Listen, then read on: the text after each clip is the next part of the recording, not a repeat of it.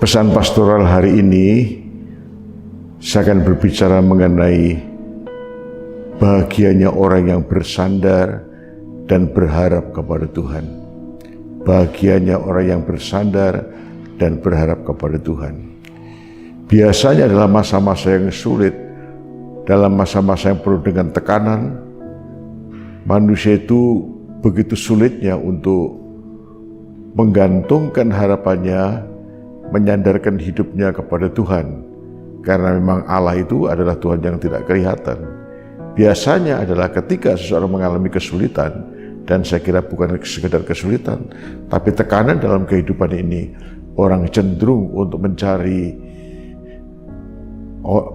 manusia, orang-orang yang lebih tinggi, lebih berwibawa, lebih kuat dari posisinya, dari posisi dirinya sendiri. Tidak seperti itu. Nah, hari ini kita akan belajar bagaimana bersandar, berharap, dan bergantung kepada Tuhan, walaupun Tuhan itu nggak bisa kita lihat, tapi Tuhan itu adalah real, ya, Allah itu roh adanya, dan kita yakin bahwa Tuhan yang real, sekalipun kita tidak bisa menjamah Tuhan dengan tangan kita, melihat dengan indera kita, namun kita hadir di tengah-tengah kita, di tengah-tengah umatnya. Ya. Saya akan membaca terlebih dulu dalam kitab Nabi Yesaya pasal 30. Yesaya pasal 30, silakan Anda masing-masing membuka Alkitabnya. Yesaya pasal 30, mulai ayat yang ke-15, 16, dan 17. Dan terutama ayat yang ke-15. Sebab beginilah firman Tuhan Allah yang Maha Kudus, Allah Israel, dengan bertobat dan tinggal diam kamu akan diselamatkan, dalam tinggal tenang dan percaya terletak kekuatanmu. Tetapi kamu enggan, kamu berkata, bukan, kami mau naik kuda dan lari cepat, maka kamu akan lari dan lenyap. Katamu pula, kami mau mengendarai kuda tangkas, maka para pengejarmu akan lebih tangkas lagi. 1000 orang akan lari melihat ancaman 1 orang, terhadap ancaman 5 orang kamu akan lari, sampai kamu ditinggalkan. Seperti tonggak isyarat di atas puncak gunung, dan seperti panji-panji di atas bukit. Nah, bacaan kita, Yesaya pasal 30 ini berbicara tentang kondisi bangsa Yehuda, kerajaan Yehuda pada pemerintahan Raja Hizkia. Ya, pada pemerintahan Raja Hizkia, bagaimana Anda melihat dalam sejarah Hizkia ini tidak mau tunduk pada Asyur, ya, tidak mau tunduk pada Asyur. Ya, Yehuda melihat kekuatan Asyur yang memang besar. Dan sebetulnya Tuhan membangkitkan Asyur itu menjadi satu warning, ya, menjadi satu disiplin bahwa kerajaan Yehuda sudah jauh meninggalkan Tuhan. Itu persoalannya. Bagaimana seluruh bangsa itu telah membelakangi Tuhan dan menyembah pada dewa-dewa lain, kepercayaan yang lain. Dan ini yang menimbulkan sakit hati Tuhan. Nah, sebab itu Tuhan dengan sangat terpaksa mengizinkan bangsa Asyur untuk menguasai bangsa Yehuda, orang Israel, bangsa Israel, tapi khususnya kerajaan Yehuda. Nah, itu yang kita lihat sebagai satu disiplin. Dan di akhir abad awal abad ke-8 sebelum Masehi tentunya, ya, bagaimana Hizkia itu melihat kekuatan Asyur yang begitu besar, dia tidak lagi berharap kepada Tuhan, ya, namun dia berharap kepada Mesir, Filistin atau Mesir. Dan karena memang Mesir itu seolah-olah menjadi tumpuan harapan dari Hizkia, dari kerajaan Yehuda. Ya. Tapi disiplin Tuhan itu tidak pernah dibatalkan. selama bangsa itu belum bertobat, tidak menyadari kesalahannya, tidak menyadari kekeliruannya, selama tidak menyadari akan dosa dan kesalahannya, disiplin akan terus jalan. Walaupun toh kerajaan Yuda mencari bantuan Mesir. Ya. Nah itu yang kita lihat yang melatar belakang itu. Ya. Padahal kalau Anda membaca di pasal 28, 29, 30 Yesaya, pasal 28, 29, 30, Anda lihat itu satu rentetan kisah itu. Ya, satu rentetan kisah. Gitu. Artinya bahwa Yehuda tidak bisa melarikan diri dari Asyur. Ya. Maka sekali lagi mereka menggantungkan harapannya pada Mesir. Dikira Mesir itu, mereka menyangka Mesir adalah satu kerajaan yang kuat, kerajaan mercusuar yang barangkali dicoba untuk dalam perkiraan Hizkia,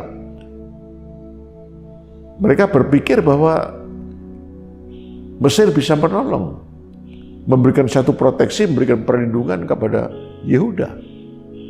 Tapi kenyataannya sia-sia. Bahkan kita melihat bagaimana Mesir itu sendiri, kerajaan Mesir itu sendiri, itu dikalahkan oleh Asyur.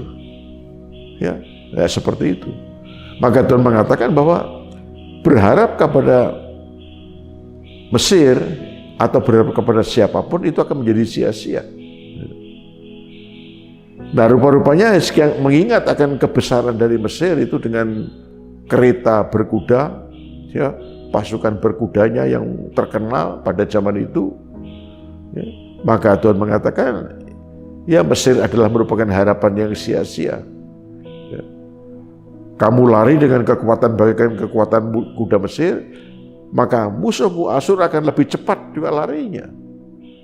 Ya. Kamu mengandalkan ketangkasan tentara Mesir, ya.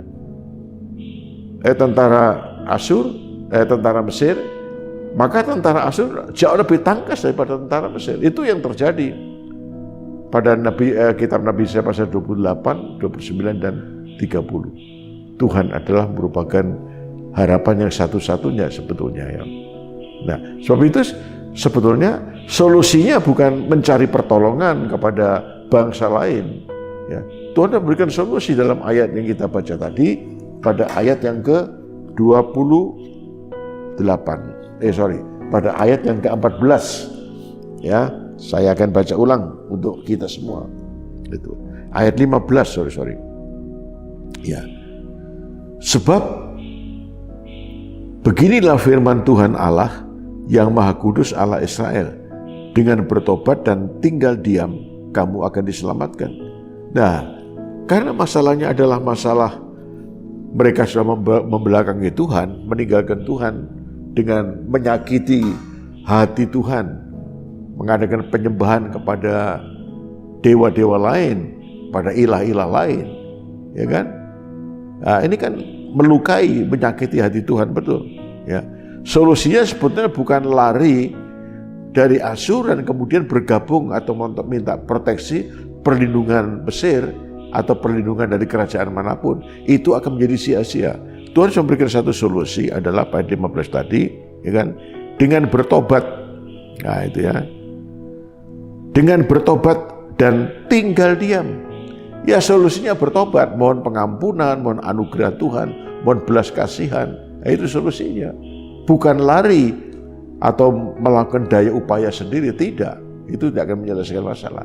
Dan terbukti kita lihat bahwa memang Mesir tidak bisa memberikan pertolongan di akhir abad yang ke-8 tadi, sebelum Masehi tentunya. Nah, itu. Solusinya adalah menyadari kesalahannya, ya, bertobat kembali kepada Tuhan. Ya. Lalu yang kedua, Tuhan bicara kepada mereka, dalam tinggal tenang dan percaya terletak kekuatanmu. Ya, sebetulnya mestinya tinggal tenang aja lah. Ya, karena memang salah ya sudah salah, mohon pengampunan Tuhan. Ya, dan kita yakin bahwa sebetulnya Tuhan akan bereaksi. Ya, ketika bangsa itu menyadari kesalahannya, telah membelakangi Tuhan, mohon ampun, mohon pengampunan, mohon anugerah, mohon belas kasihannya, saya yakin pasti Tuhan akan bereaksi, akan memberikan pengampunan, ya, memberikan pengampunan kepada mereka dan memberikan satu perlindungan juga, ya, bertobat, dengan bertobat dan tinggal tenang.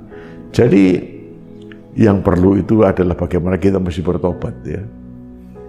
Ya, tidak harus kesulitan-kesulitan yang terjadi dalam hidup kita itu tidak selalu ditimbulkan karena dosa, tidak selalu begitu. Ya, ya mungkin Tuhan izinkan ada hal-hal yang tidak menyenangkan terjadi dalam kehidupan kita. Itu COVID-19 misalnya terjadi hampir 2 tahun ini berjalannya, kan bukan kesalahan siapa-siapa itu hanya. Nah, dan kita tidak perlu mencari-cari biang siapa yang bersalah gitu ya. Nah, Tuhan izinkan, dan tentu kalau Tuhan izinkan setiap peristiwa apapun yang terjadi dalam hidup Anda yang Tuhan izinkan, nah itu bekerja sama mendatangkan kebaikan bagi orang yang mengasihi Tuhan. Seringkali saya katakan, kebaikan apa kita belum tahu, tapi Tuhan tidak pernah salah ketika sesuatu atau sebuah peristiwa terjadi dalam hidup kita, Tuhan tentu punya maksud. Ya. Nah, kita tentu mengoreksi diri kita. Mungkin kalau ada sesuatu terjadi yang tekanan dalam kehidupan terjadi, kesulitan terjadi, peperangan dalam kehidupan terjadi, tentu bagus kita mawas diri, kita mengadakan koreksi. Tapi kalau kita sedang mengkoreksi secara jujur benar di hadapan Tuhan, kita tidak menemukan bahwa kita bersalah, dan memang Tuhan izinkan itu, ya sudah, kita tidak perlu menghakimi diri kita. Ya, kalau memang kita bersalah, kita berdosa, kita mohon pengampunan, ya, diperbaiki, itu solusinya. Tapi kalau kita tidak menemukan kesalahan apapun dalam diri kita, ya kita menyerah kepada Tuhan, tentu semua akan mendatangkan kebaikan pada waktunya nanti. Nah, itu yang kita lihat. Mari kita belajar untuk bersandar kepada Tuhan. Sesulit apapun situasi kita pada hari ini, dan kita tahu bahwa kita sedang menghadapi masa-masa yang sukar, masa-masa yang sulit. Kita jangan pernah bermimpi dunia kita makin lama makin indah, makin lama makin mudah. Tidak. Ya. Saya tidak bernubuat, tidak menghakimi seperti itu. Ya. Anda lihat peperangan yang terjadi antara Rusia dan Ukraina, apa yang terjadi di Timur Tengah, terjadi beberapa bagian negara yang lain. Itu menunjukkan bahwa dunia kita ini makin lama makin merosot memang. Ya. Itu situasi yang kita hadapi. Dan tentunya makin lama makin merosot, kesulitan juga makin bertambah-tambah. Ya. Tidak peduli kita ini orang percaya atau tidak percaya. Ya kan? Nah, tapi kita selalu bersyukur karena selalu ada solusinya, selalu ada jalan keluarnya. Apabila kita memiliki hubungan yang benar dengan Tuhan, ya, hubungan yang betul, hubungan yang benar dengan Tuhan. Hubungan kita dengan Tuhan itu menjadi prioritas pertama, ya, dalam kehidupan ini. Tempatkan hubungan kita di hadapan Tuhan, ya, hubungan yang benar dengan Tuhan, hidup dalam kebenaran, hidup dalam kesucian, hidup dalam ketulusan, hidup dalam kasih, hidup dalam ketaatan firman Tuhan. Ya, kalau kita sudah merasa, ya, dan hubungan kita ada normal, benar dengan Tuhan, kita tidak perlu takut. Kesulitan tetap ada. Lalu bagaimana cara menghadapi kesulitan itu? Ya, nah ini kebijaksanaan Hizkia ini menjadi contoh, menjadi pelajaran bagi kita. Kita jangan lari ke Mesir, jangan lari kepada siapa-siapa, ya, manusia atau orang lebih tinggi dari kita, lebih kuat dari kita, punya otoritas, tapi bagaimanapun kekuatan manusia terbatas. Ya, mari kita belajar untuk lari, bersandar, bersandar kepada Tuhan sepenuhnya apapun situasi yang kita hadapi. Memang kadang-kadang kita sudah kepepet dalam situasi yang begitu buruk, nggak bisa berkutik. Ya. Nggak bisa berkutik secara ekonomi, secara kesehatan, dan semuanya lain gitu. Tapi mari kita belajar, sesulit apapun, segenting apapun yang terjadi, peristiwa terjadi dalam hidup kita, Mari kita belajar untuk berharap, bergantung, dan mengandalkan Tuhan. Ya, mari kita renungkan Yeremia pasal 17. Nah, ini harusnya menjadi ayat yang kita hafal. Yeremia pasal 17. Ya, Yeremia pasal 17 ayat berikut. Ya. Ayat 5. Beginilah firman Tuhan, terkutuklah orang yang mengandalkan manusia, yang mengandalkan kekuatannya sendiri dan yang hatinya menjauh daripada Tuhan. Ia akan seperti semak bulus di padang belantara. Ia tidak akan mengalami datangnya keadaan baik. Ia akan tinggal di tanah angus, di padang gurun, di negeri padang asin yang tidak berpenduduk. Diberkatilah orang yang mengandalkan Tuhan. Amin.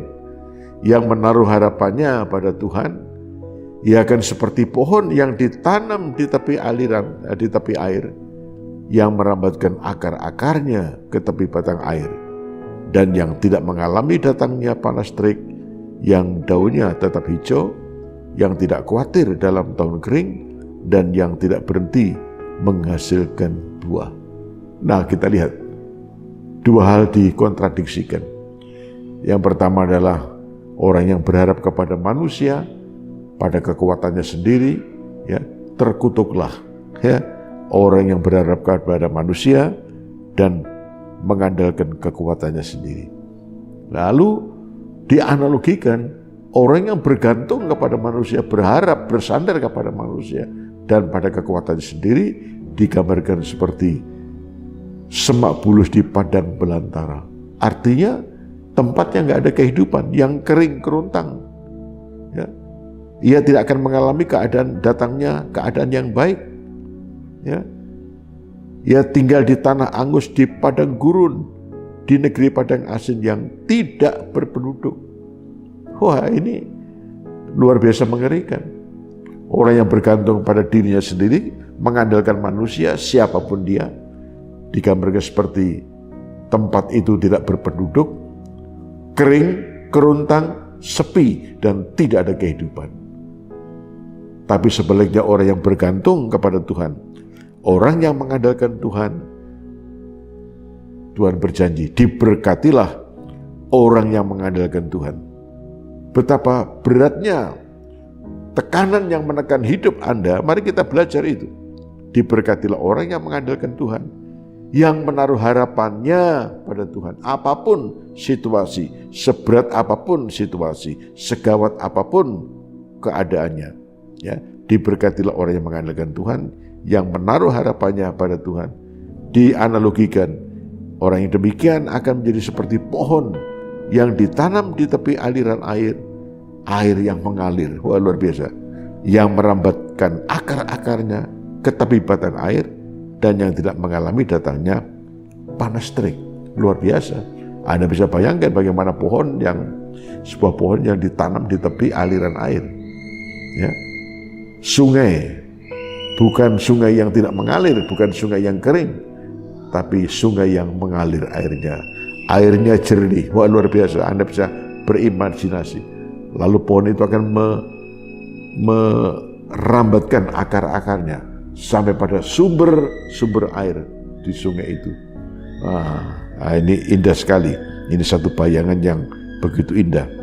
Lalu digambarkan tidak mengalami datangnya panas terik boleh terjadi, kesukaran boleh terjadi, kesulitan, tantangan boleh terjadi, tapi pohon yang ditanam di tepi aliran air, daunnya akan tetap hijau, ya, dan tidak perlu khawatir akan masa kering yang panjang, dan tidak pernah berhenti menghasilkan buah. Waduh, indah sekali, ya, indah sekali, menyenangkan. Jadi Yeremia pasal 17 ini kiranya akan memberikan satu inspirasi kepada kita. Ya, mari kita berhenti untuk mengandalkan siapapun. Ya, karena di luar Tuhan itu fana, di luar Tuhan itu rapuh, dan memang tidak bisa diandalkan. Namun kalau kita bersandar, bergantung, berharap kepada Tuhan, Tuhanlah satu-satunya sandaran yang kokoh, sandaran yang tidak pernah rapuh, sandaran yang memberikan jaminan pengharapan. Ya, di tengah-tengah situasi yang seperti ini, di mana ekonomi mengalami kesulitan, pekerjaan juga mengalami, semua orang mengalami kesulitan hari ini. Bukannya di Madiun, bukannya di negeri kita di Indonesia, seluruh dunia mengalami kesulitan-kesulitan. Orang Eropa juga mengalami, hari ini mengalami. Ya. Jangan berpikir harga minyak itu yang naik hanya di Indonesia, Eropa juga naik semua. Ya. Semua akan mengalami kesulitan ekonomi. Namun marilah dalam situasi seperti ini kita tetap bersyukur, kita punya Bapa yang maha baik, ya, Tuhan yang maha baik, yang Dia tidak pernah keberatan ketika kita menyandarkan hidup kita, menyandarkan segala kebutuhan kita, menyandarkan segala pergumulan kita kepada Dia. Maka Anda akan seperti pohon yang ditanam di tepi aliran air, yang akarnya terus merambat, memasuki sumber-sumber air, daunnya akan selalu hijau dan berbuah pada musimnya. Ya, amin. Tuhan memberkati. Bapa di surga, terima kasih. Biarlah pelajaran tentang sikap, tindakan Raja Hizkia, tindakan kerajaan Yehuda bergantung kepada Mesir ini menjadi satu pelajaran bagi kami. Tolonglah agar kami boleh menggantungkan hidup kami, menggantungkan diri kami, masa depan, segala sesuatu ada pada kami, hanya kepadamu. Kami tahu Engkau Bapa yang baik, Engkau Bapa yang maha baik. Kami sedang memasuki masa-masa yang sukar pada hari ini ya Tuhan. Namun kami bersyukur untuk pesan pastoral hari ini melalui sabdamu. Oh Tuhan, betapapun besarnya, betapapun sulitnya yang terjadi pada hari ini, maka Engkau Bapa yang maha baik, Engkau adalah Allah yang mengatasi segala-galanya. Bagimu tidak ada perkara yang mustahil. Sebab itu Tuhan, kami menyerahkan seluruh jemaat dalam kasih karunia-Mu. Tolonglah agar kami juga belajar untuk bergantung sepenuhnya kepada Tuhan. Kami tidak melihat pada tingkat kesulitan, tantangan dan kesukaran itu sendiri, tapi kami akan melihat Tuhan di atas segala-galanya. Terima kasih Tuhan, ampuni kalau ada sesuatu yang salah. Kalau kami mungkin lupa, kami tidak setia, Tuhan ampuni, kami akan memperbaiki diri kami Tuhan. Kami mau lebih setia, lebih taat, lebih tunduk pada firman-Mu. Terima kasih, berkatilah seluruh umat-Mu, biarlah seluruh jemaat ini akan menjadi bagian tanaman, pohon yang ditanam di tepi aliran air, yang merambatkan akarnya pada sumber-sumber air, yang daunnya tetap hijau, dan senantiasa menghasilkan buah. Tuhan yang membuat umat-Mu berhasil, supaya dengan berhasil, diberkati, kami juga menjadi saluran berkat bagi orang lain. Bapa di surga, kami berdoa, di tengah-tengah kesulitan seperti ini, dan ini adalah salah satu penyebabnya adalah perang di Asia, di Eropa Timur. Ya Tuhan, tolonglah agar geopolitik ini segera dapat diselesaikan dengan baik, perang dapat berakhir dengan baik, sehingga demikian seluruh dunia dapat melihat damai sejahtera, rasa aman yang datang daripada Tuhan sendiri. Berkatilah seluruh umat-Mu dalam nama Yesus. Amin. Tuhan memberkati. Yesus sanggup memulihkan hidup kita. Amin. Karena kuasa darah Yesus, ada harapan yang baru untuk hidup kita. Dan selama matahari masih bersinar, selama nafas masih berhembus, selalu ada harapan. Teramat berat beban yang kau rasa, cobaan datang silih berganti. Semua yang kau rasa tak adil untukmu, seakan Tuhan jauh dan tak ada. Masih ada harapan selama matahari masih bersinar.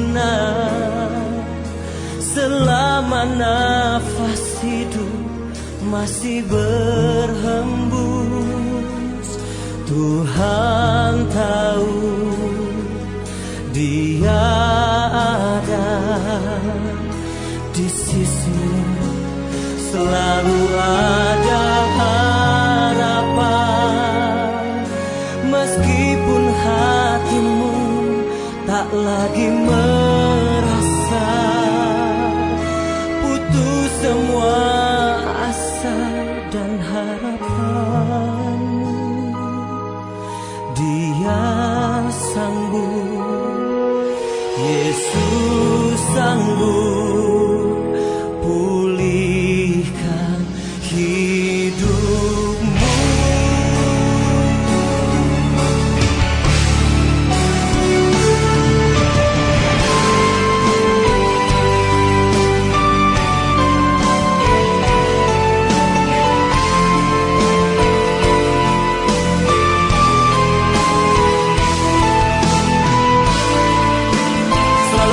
Di dalam Yesus, karena Dialah sumber kehidupan kita.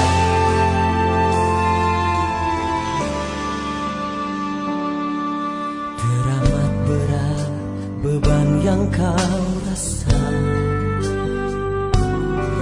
cobaan datang silih berganti. Semua yang kau rasa tak adil untukmu, seakan Tuhan jauh dan tak ada. Masih ada harapan selama matahari masih bersinar, selama nafas hidup masih berhembus. Tuhan tahu Dia ada di sisimu, selalu ada harapan. Meskipun hatimu tak lagi merasa putus semua asa dan harapanmu,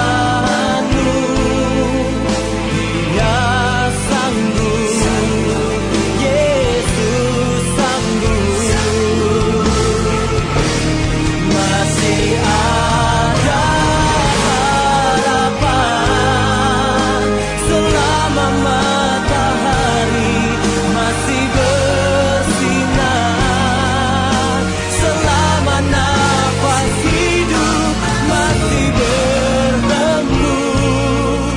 Tuhan tahu Dia ada di sisimu, selalu ada harapan.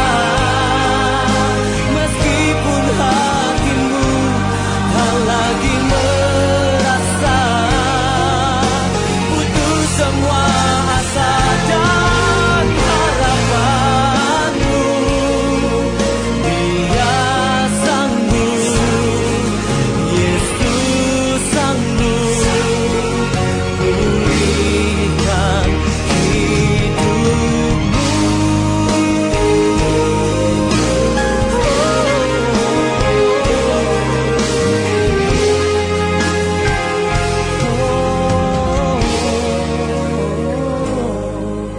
Dia sanggup, Dia sanggup, Yesus sanggup.